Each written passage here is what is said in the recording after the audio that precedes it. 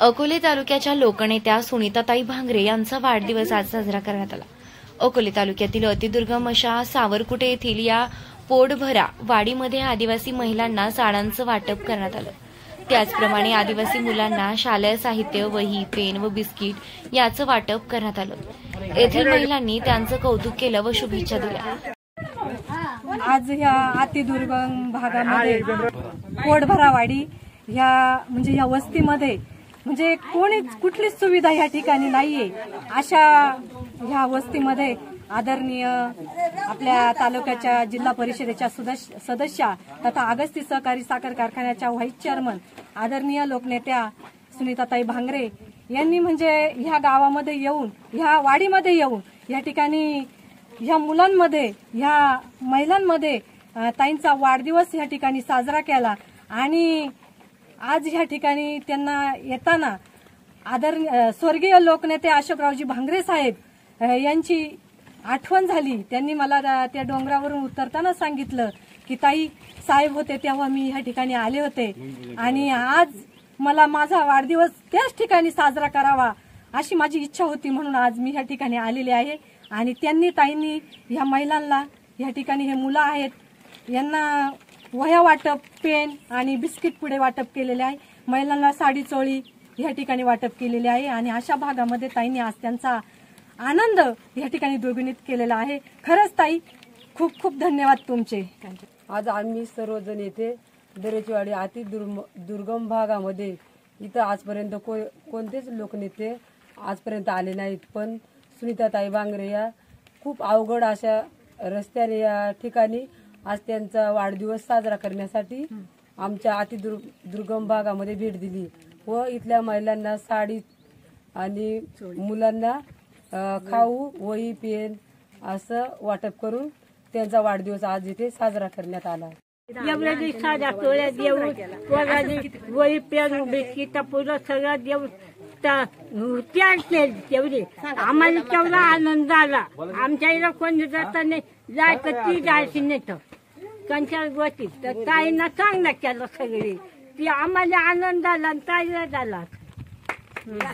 या ठिकाणी भांगरे ताई त्यांच्या वाढदिवसानिमित्त त्यांनी पोटभरा वस्ती या ठिकाणी त्यांचा वाढदिवस साजरा केला। तर आजपर्यंत या पोटभरा वस्तीमध्ये कोणी आमदार वगैरे कोणी आलेले नाही आजपर्यंत आणि अतिशय दुर्गम वस्ती असल्यामुळं इथे जाण्या येण्याच्या रस्त्याची पण अडचण खूप आहे। तर त्या निमित्ताने मॅडमने ही जागा निवडली वाढदिवसासाठी, तर त्यांचे मनपूर्वक आभार आमच्या वस्तीतर्फे। आणि आमच्या अडचणी अशा एवढा रस्ता मॅडम कोण व्हावा ही एक आम्ही त्यांच्याकडे एक विनंती करतोय आणि तेवढी मार्गी लागल अशी आमची अपेक्षा आहे। केळुंगण येथील वृद्धाश्रमाला भेट देऊन येथील महिलांसोबत त्यांनी संवाद साधला। यावेळी मात्र सुनीताताईंना अश्रू अनावर झाले। त्या सर्व महिलांना त्यांनी खाऊचं वाटप केलं, त्याचप्रमाणे त्यांची आशीर्वादही घेतला।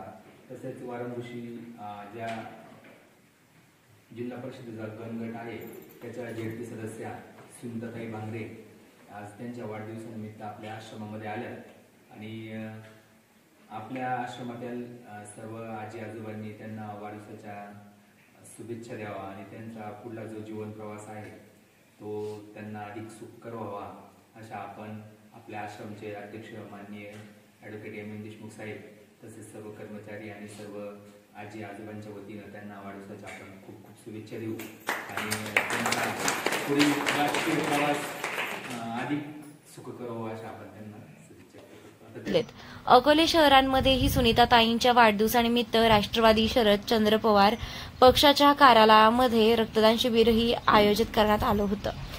नेते मोठ्या उत्साहामध्ये दिमाखात वाढदिवस साजरा करत असतात, परंतु सुनीताताईंनी या आदिवासी दुर्लक्षित अशा महिलांमध्ये जाऊन त्यांच्यासोबत आपला वाढदिवस साजरा करून एक वेगळा अनोखा पायंडा तालुक्याला घालून दिलाय। त्यांच्या या कृतीमुळे तालुक्यामध्ये चर्चेचा विषय ठरला आहे। स्वराज्य माझासाठी संपादक आबासाहेब मंडलिक, अकोले, अहमदनगर। येण्याचं कारण म्हणजे आदरणीय सुनीताताई भांगरे जे जिल्हा परिषदेच्या त्या सदस्य आहेत, अगस्ती सहकारी साखर कारखान्याच्या त्या उपाध्यक्ष आहेत, लोकनेते आदरणीय सुनीताताई भांगरे यांचा वाढदिवस आहे। आणि त्यांच्या वाढदिवसानिमित्तानं त्या आम्हाला म्हणाल्या की मला केळुणमध्ये त्या आजी आजोबांना त्या ठिकाणी त्यांना फळं द्यायची आहे, त्यांना खाऊ त्या ठिकाणी वाटप करायचं आहे आणि त्यांची एक इच्छा म्हणून ताईंनी आम्हाला या ठिकाणी आणलं आणि तुम्हाला ते फळं वाटप या ठिकाणी करणार आहे.